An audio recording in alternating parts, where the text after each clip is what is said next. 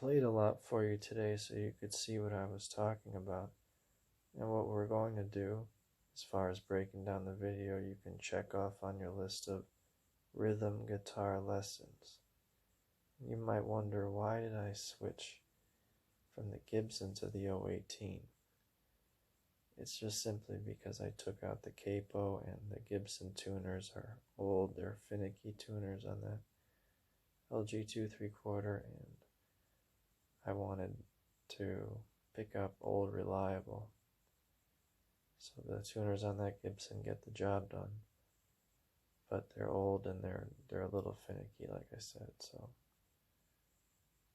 I felt the 018 would have handled the capo a little bit better.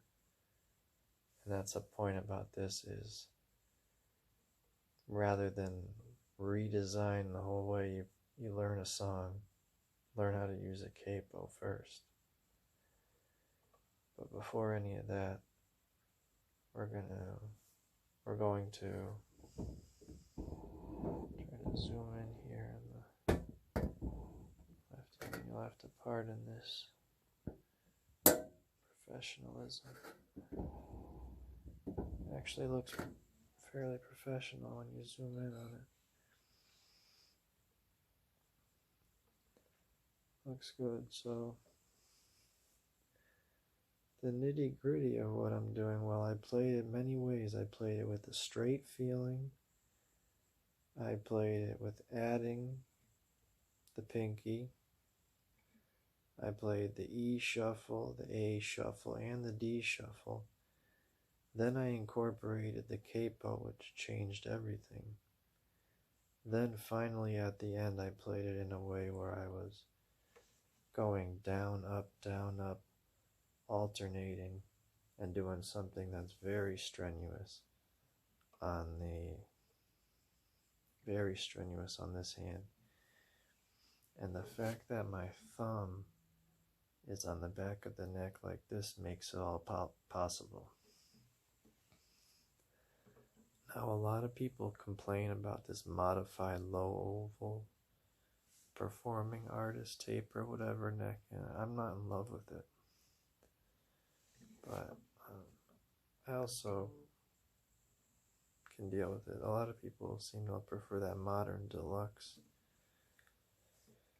vintage neck compared to this, but nevertheless, whichever one you have.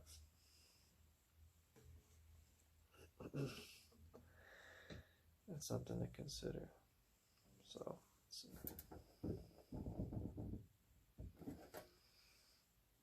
now, here's my index finger, or first finger here, the 2nd fret. And what we're doing is, typically with guitar playing, you think you want loud, clear, ringing notes, so you want to have your hand positioned perfectly. With this, you're using your finger to actually deaden the other strings. And you do this naturally. So if you were getting real aggressive with your playing, it wouldn't really matter, because those notes would be muted. It would be... It's completely muted. Dead. And that's the position that you want to have. So for the E shuffle, I'm letting the thickest string ring out while I'm fretting that 2nd fret, 5th string. And I'm playing them both at the same time. Really, I'm kind of hitting the thickest string first, but it's happening so fast that it's one fat sound, basically. And then the difference is when you add on the 3rd finger here, or ring finger, to the 4th fret, 5th string, and all the while you're aiming at 2 strings, playing 2 strings at a time for all of this. And you can take a song like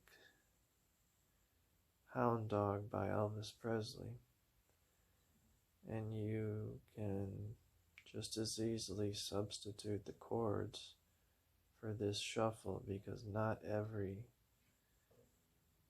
song really requires chords in that sense.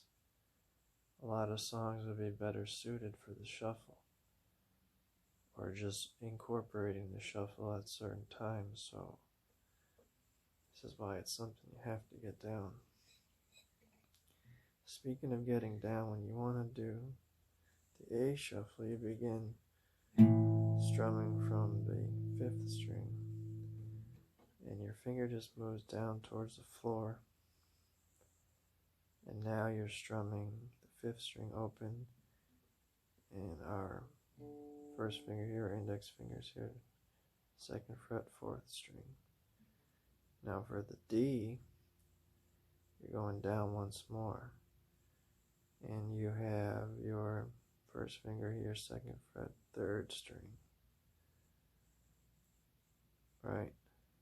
And this is very nice video quality. This might actually be the thumbnail right here. Do this. Yeah, I like that.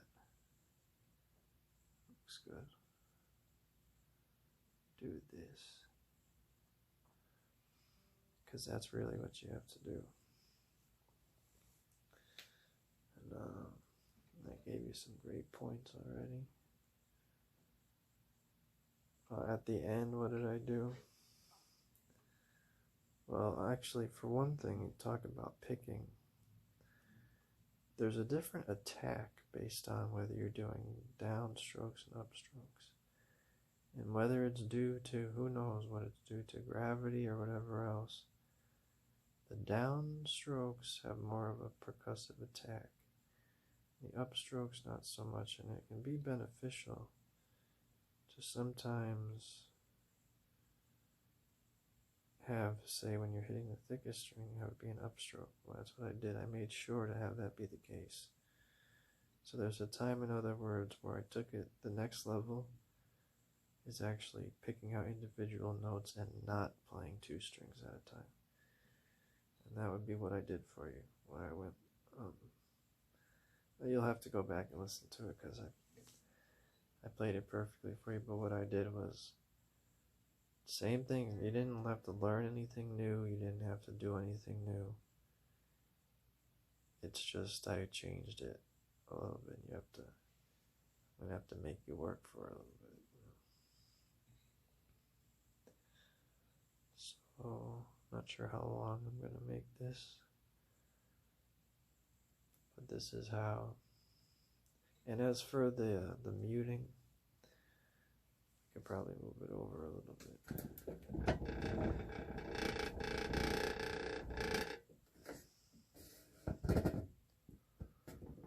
See the bridge.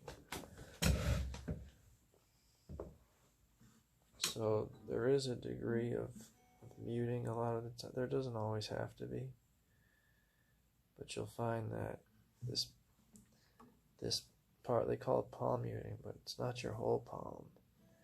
It's mainly this part here of your palm. This part here. That's what rests right here and pivots a little bit. Just naturally goes there. And you have to use your own discretion as to when you take it off, when you don't have it on at all, when you lighten up. It depends on how you're playing the shuffle.